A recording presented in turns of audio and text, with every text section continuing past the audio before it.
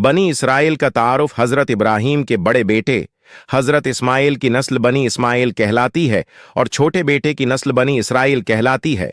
हजरत इसहाक के बेटे हजरत याकूब का लक़ब इसराइल था। हजरत याकूब के 12 बेटे थे, जिनमें सबसे मशहूर हजरत यूसुफ हैं। आखिरी इमत से पहले बनी इसराइल को मरकजी हैसियत हासिल थी। उन्होंने अल्लाह की नाफरमानी की और अपना मकाम खो बैठे।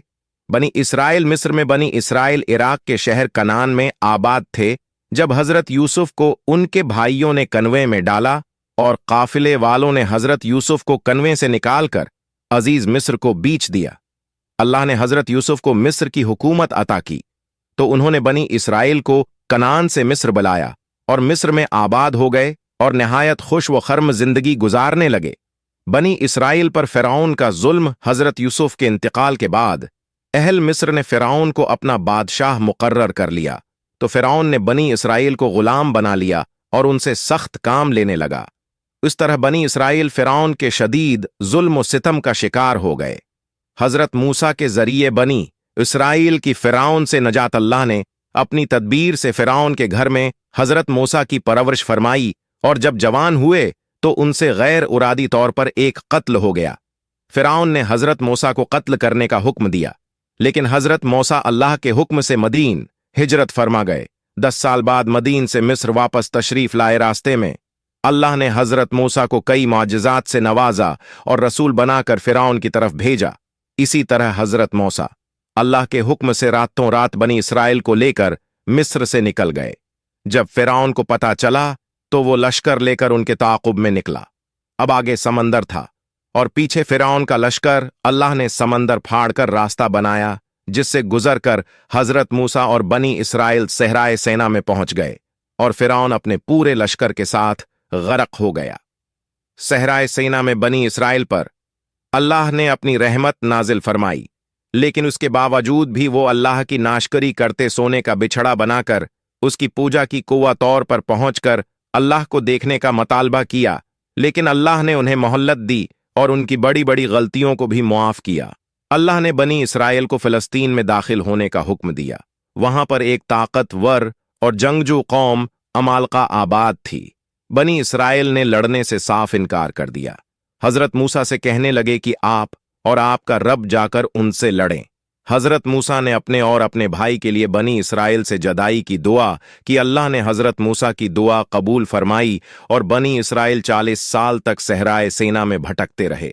इस 40 साल के उर्से में हजरत मूसा की और हजरत हारून का इंतकाल हो गया।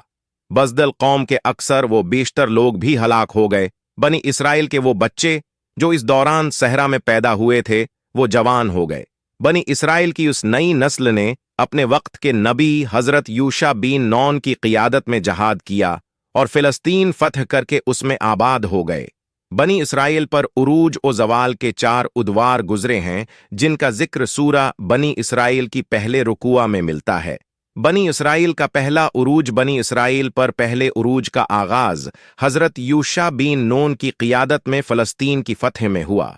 उसके बाद हजरत दाऊद ने फ़लस्तीन पर बादशाहत की और इस वक्त के जालिम हकमरान तालूत का मुकाबला किया और तालूत जैसे जालिम हकमरान का सिर कलम किया। हजरत दाऊद के इंतकाल के बाद इनके बेटे हजरत सुलेमान बादशाह बने, जो बनी इसराइल के उरूज का सुनहरा दौर था। हजरत सुलेमान उनके लिए एक बहुत बड़ी इबादत गाह हेकल सुलेमानी तामीर किया। बनी इसराइल का पहला जवाल हजरत सुलेमान के इंतकाल के बाद बनी इसराइल की रियासत 2 हिस्सों में तकसीम हो गई। शमाली हिस्सा इसराइल था और जनूबी हिस्सा यहूदिया था। अल्लाह ने बनी इसराइल पर 2 क़िस्तों में अजाब नाजिल किया।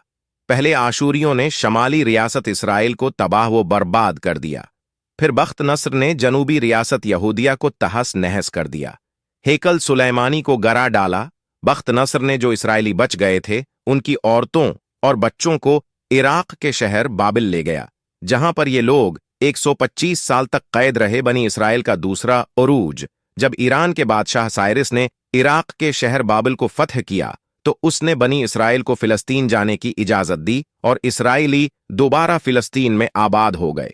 इस वक्त के नबी हजरत अजीज ने इनमें एक नया जज्बा बीदार कराया और हेकल सुलेमानी दोबारा तामीर कराई। बनी इसराइल का दूसरा जवाल हजरत अजीज के इंतकाल के बाद बनी इसराइल दुनिया परस्ती में गिरफ्तार हो गए। इनमें मिशरकाना अकायद और इखलाकी बुराइयां फिर से पैदा हो गईं।